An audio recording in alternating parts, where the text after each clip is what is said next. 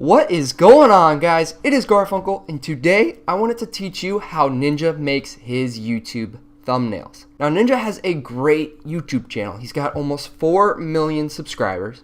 He's got great content, and he has really good looking YouTube thumbnails.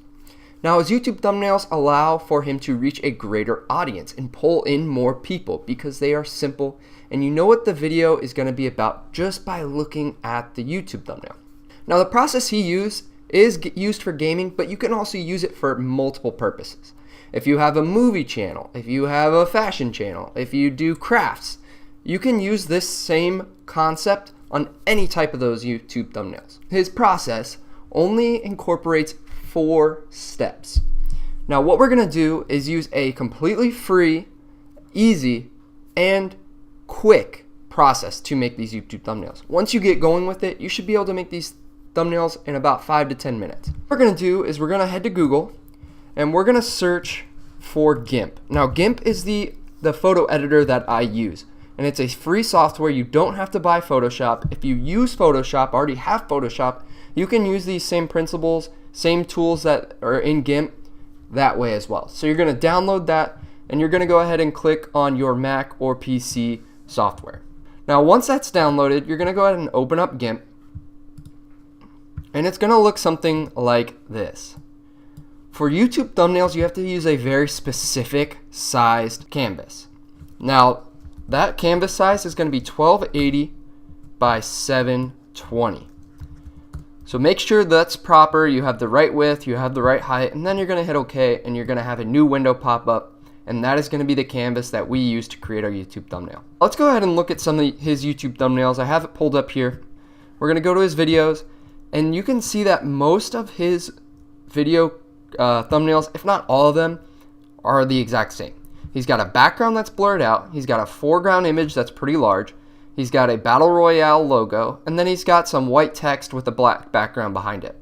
We're going to always start out with the background. So we're going to go ahead and type in Fortnite background.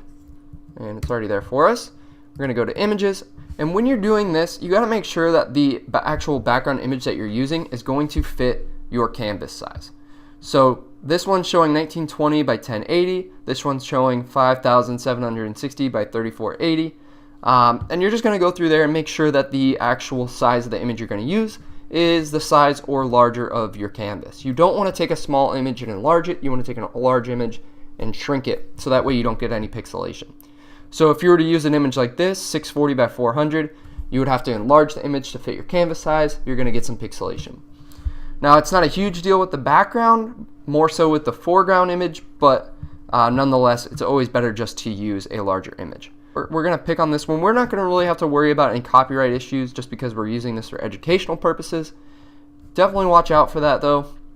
You don't want to just steal any image off the internet. You want to make sure that you are giving credit where credit is due. I'm just going to click through here. We're going to pick this picture of Loot Lake. So we're going to go right click or control click, save image as, and we're just going to say Fortnite Loot Lake EE. We're going to drag and drop it right onto our canvas. So that's step number 1. Now, the best thing to do with a canvas or a background rather is have the background all very similar. So what I mean by that is you can see here on the top right, it's a very light image. On the top left here, it's darker because we have this tree, we have some shadows, and I don't want there to be 2 different colors on either side. So we're going to zoom out a little bit.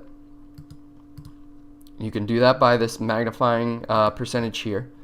And you're going to see that there's a dotted line surrounding our canvas. Now, that dotted line is just telling us that there's more to the image than we're seeing on our canvas.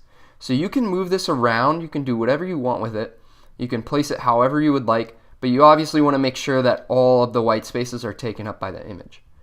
So I'm going to go ahead and actually enlarge this image just a little bit. I'm just going to pull towards the corner, make it a little bit bigger. I'm going to say that's okay. You don't want to distort the image too much by like just going straight up or straight out. You want to make sure you're going at a nice angular direction so that way you don't disorient the image. So now I'm just going to move it around to where I kind of think is fit. I want it all pretty bright, so that way we have one single bright background rather than the dark. And I'm going to say right about here. Now I'm going to move back in, and we're good. So from there, we have our background positioned. We're going to go to colors. We're going to work on our brightness. I'm going to take the brightness down a little bit, but I'm going to increase the contrast. Not too much, just so we have a little bit of a difference. And as you hit preview, you can see the difference that I'm making. And that's going to be up to you, how much you're using, how much you want, how much contrast you want, if you want to go brighter, darker, all up to you. So we'll hit OK. And then we're going to use a filter to blur it. We're going to go to filters, we're going to go to blur, and we're going to hit Gaussian blur. And then we're going to get the option to change the pixelation that we want. So we're going to use 10. 10 gives us a pretty nice blur to it. As you can see, when I hit preview, it changes quite a bit. We'll hit OK. And now we have a nice blurred background. So this is our base layer. This is what we're going to use as our background.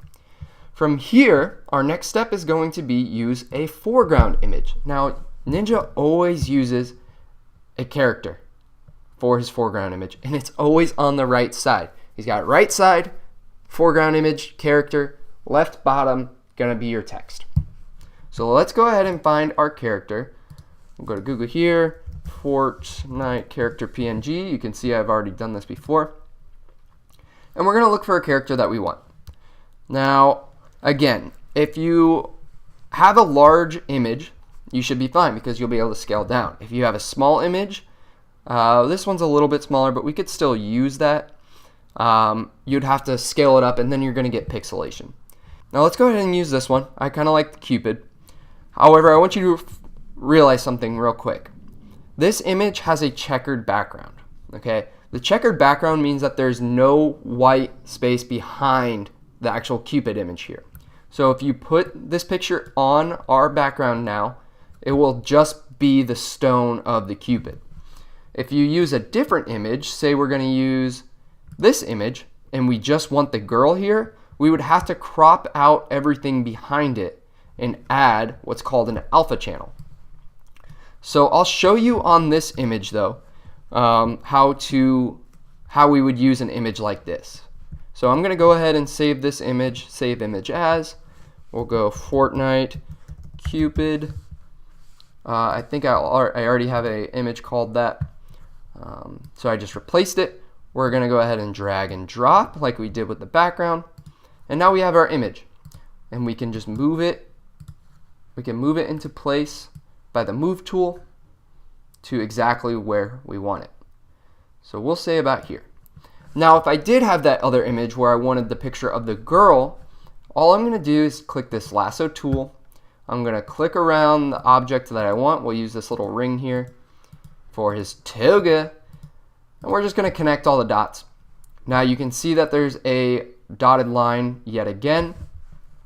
That means we have that image selected. So this circle is now selected.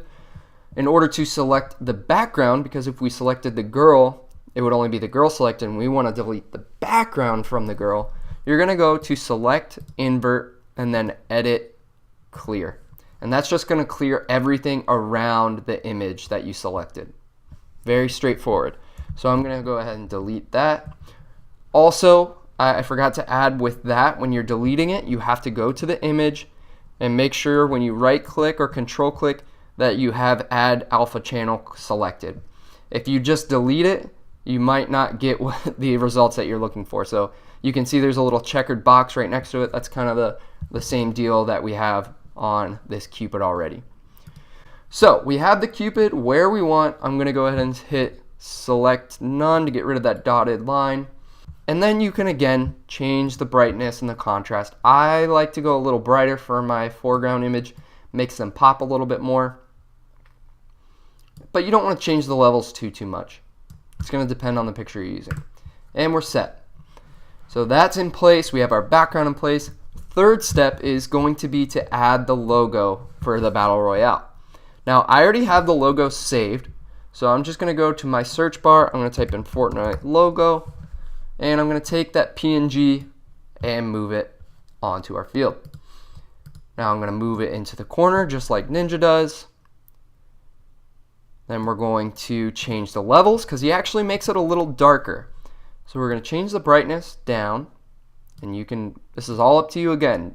It's whatever you think looks good. And we're going to hit OK. I went down with the brightness, I went up with the contrast, and then we're going to actually use the rotate tool and rotate it slightly. And move it to where you like. And we're set. Now, if we go ahead and go back to Ninja's channel and we kind of compare our image with his image, we're looking pretty dang good. So, boom, boom, boom, boom. Looks pretty similar. Now, the last step, and probably the most tricky step, is going to be your fonts, your words, your lettering. And the reason that is because you just have to do a few extra steps than you do with any of the other parts of this. So we're going to close this. You're going to click your font tool, your text tool, and you're just going to make a text field. So typically with a YouTube thumbnail, you want to make that font around 180 to 200. And you can make it bigger, you can make it smaller, but it's easier to read on a small thumbnail if you have a larger font. So for this, I'm going to have 3 text layers, even though that's not too common with Ninjas. He usually has just 1, 2, sometimes he'll have 3, but it's not too common. We're going to have 3 text fields all stacked up on top of each other, and we're going to use a font called American Captain.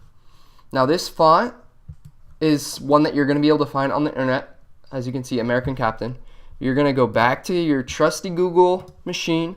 You're going to type in free fonts, and you're going to go to dafont.com. Now at Dafont, you're going to go to the search bar. You can type in American Captain, hit search, and then you're just going to hit download. Now I'm not sure exactly which font Ninja is using. However, I think the font American Captain is nice font. It's big, it's bold, and it's easy to read from far away.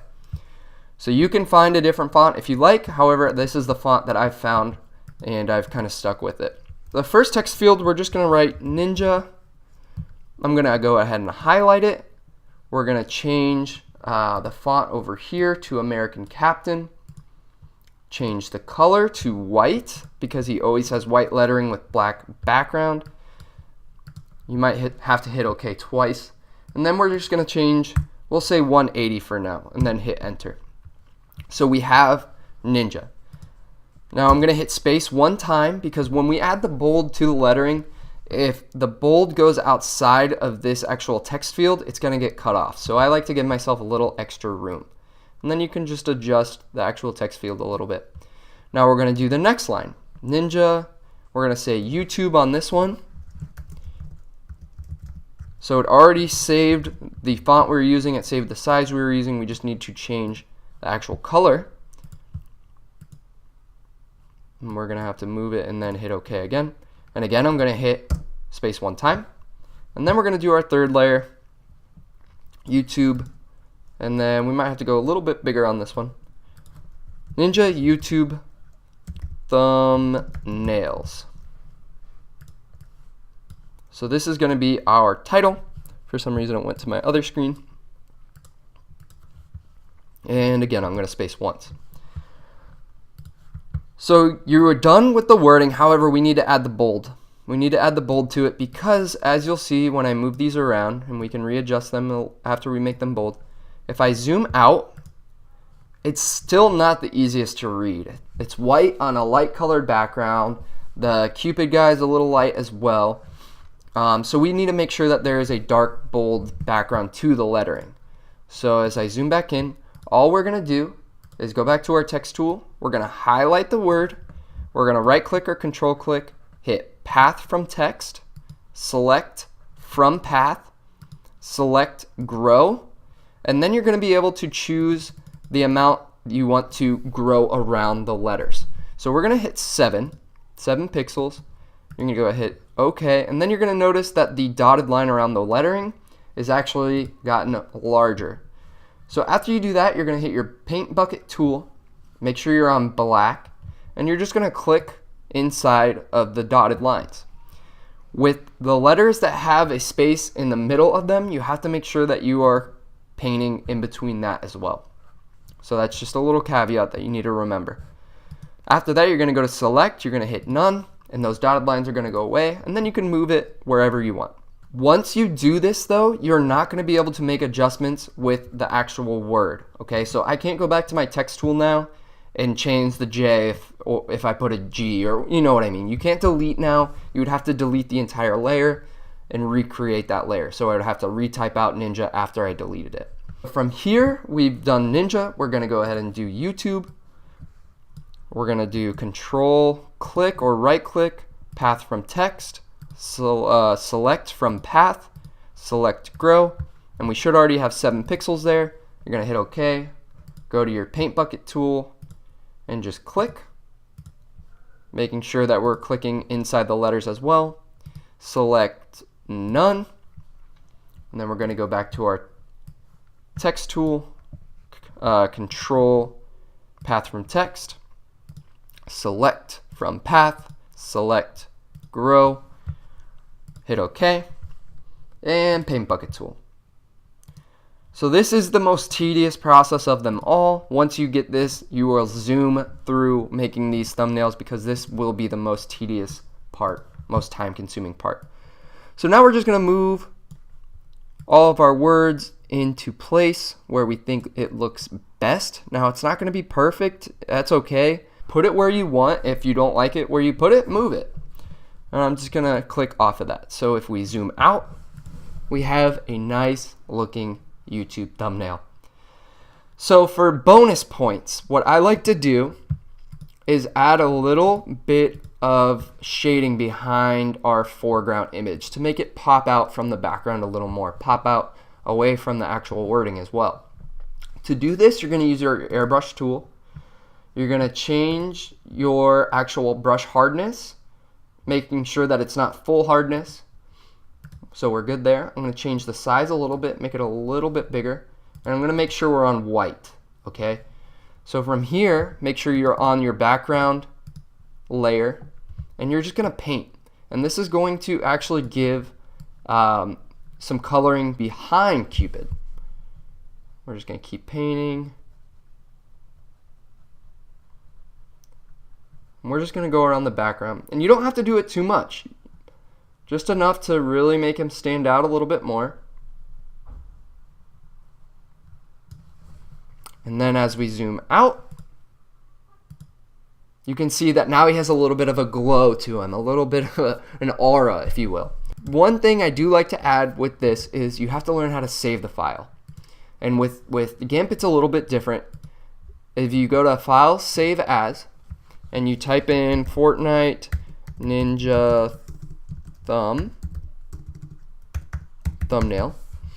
and you go to save it, you'll notice that it saves as an XCF file. Now XCF files, they're not compatible with YouTube. So what you have to do is export that file. So you go to export as after you save it, and you'll be able to file it and save it as a PNG. So you're gonna now make sure that everything's proper, make sure it's still the same name, and you're just gonna have to hit export.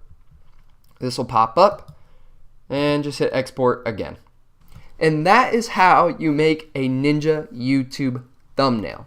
It's a very simple process, and once you get cooking on it, you will be making these thumbnails super fast. I hope you all enjoyed this video and that it helps you create better YouTube thumbnails.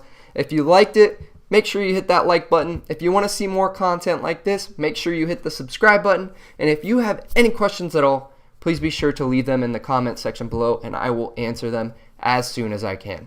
Thank you all for watching, and I will see you in the next one.